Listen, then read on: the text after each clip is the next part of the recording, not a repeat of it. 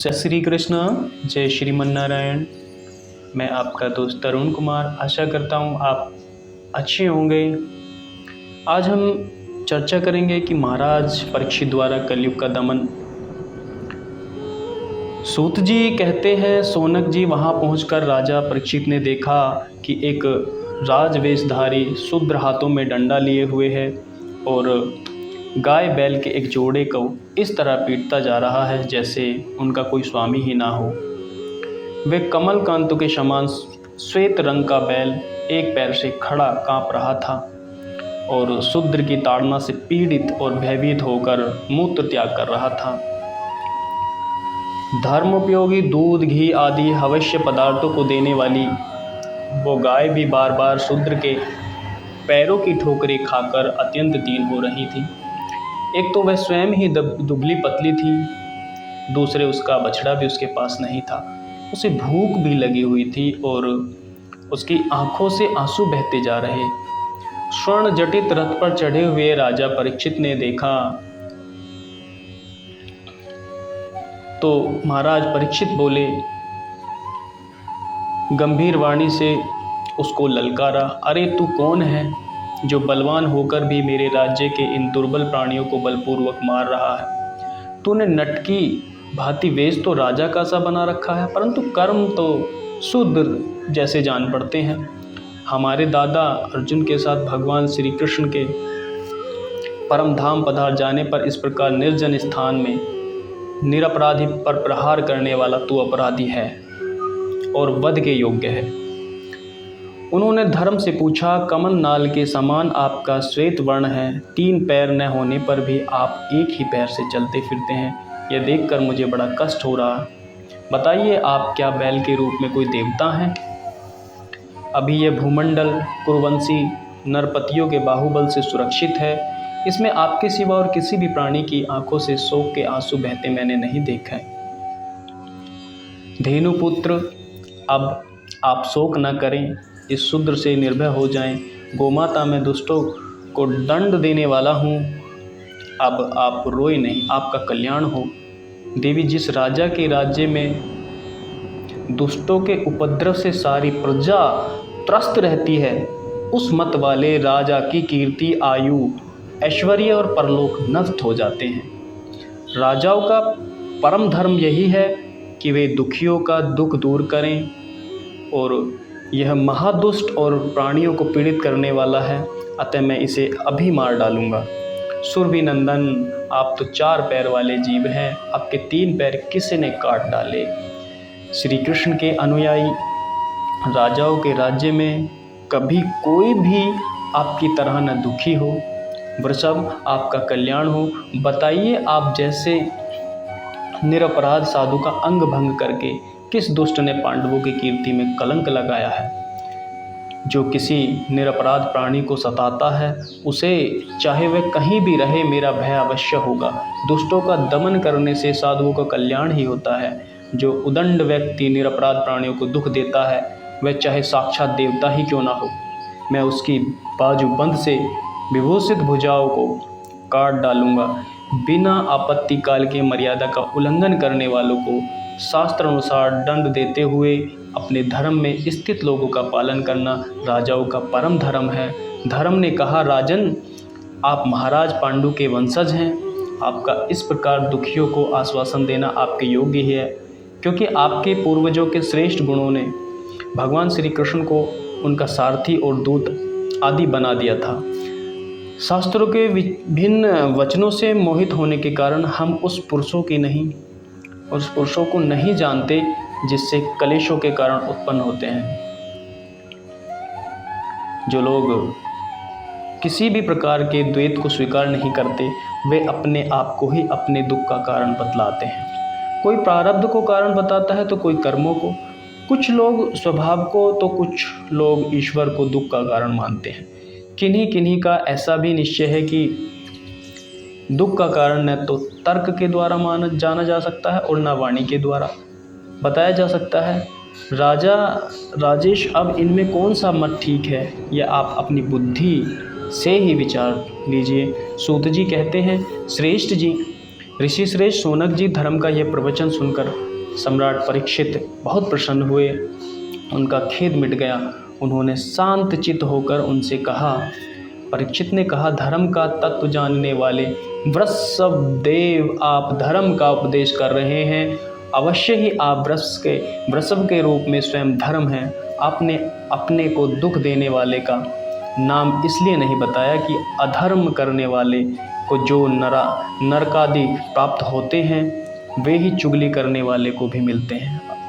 या यही सिद्धांत निश्चित है कि प्राणियों के मन और वाणी से परमेश्वर की माया के स्वरूप का निरूपण नहीं किया जा सकता।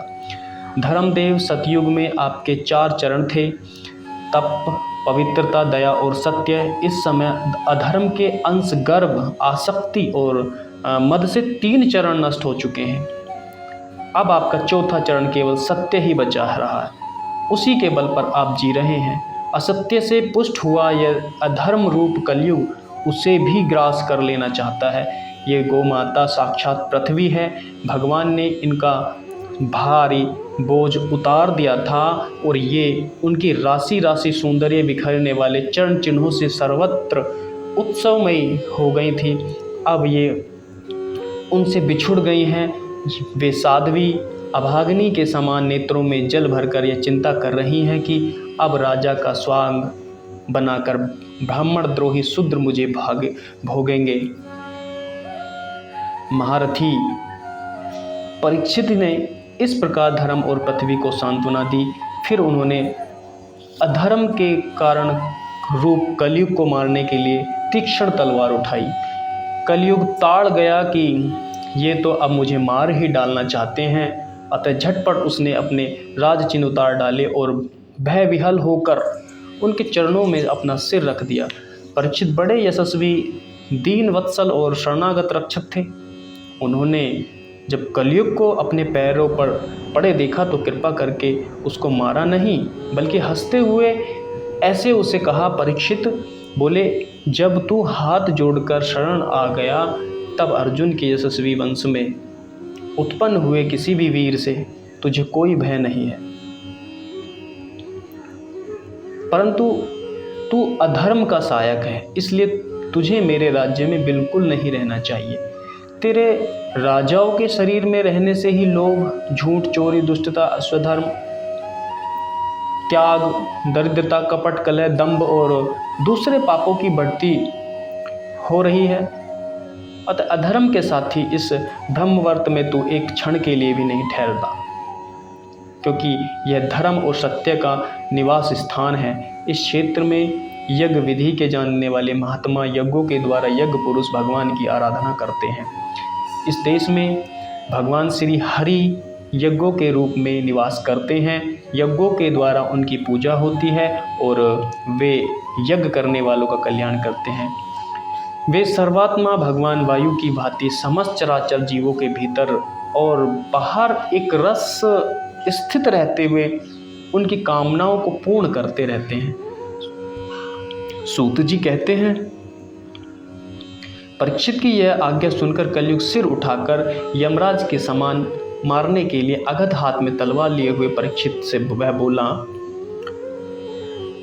कलिक ने कहा, सर्वभौम, आपकी आज्ञा से जहाँ कहीं भी मैं रहने का विचार करता हूँ वहीं देखता हूँ कि आप धनुष पर बाण चढ़ाए खड़े हैं। धार्मिक शिरोमणि, आप मुझे वह स्थान बताइए जहाँ मैं आपकी आज्ञा का पालन करता हुआ स्थिर होकर रह सकूं। तो सूत जी कहते हैं, कलयुग की प्रार्थना स्वीकार करके राजा परीक्षित ने उसे 4 स्थान दिए। धूत मदपान,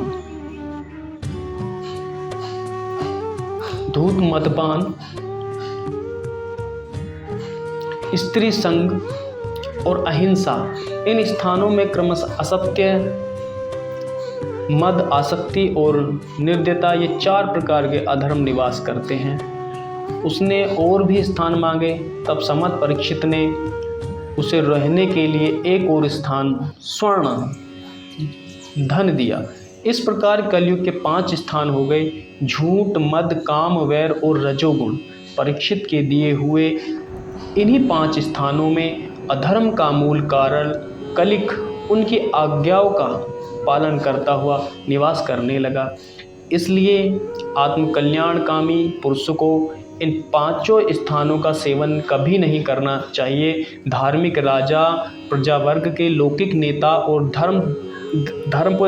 धर्मदेष्टा गुरुओं को तो बड़ी सावधानी से इनका त्याग करना चाहिए।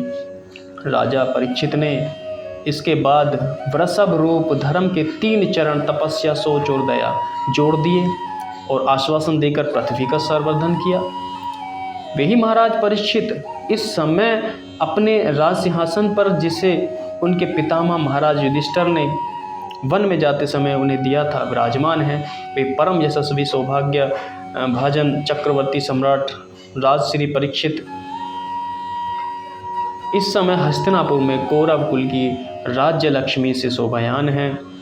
अभिमन्यु नंदन राजा परीक्षित वास्तव में ऐसे ही प्रभावशाली हैं जिनके शासनकाल में आप लोग इस दीर्घकालीन यज्ञ के लिए दीक्षित हुए।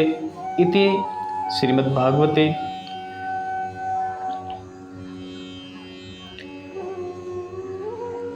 कल आप कथा सुनेंगे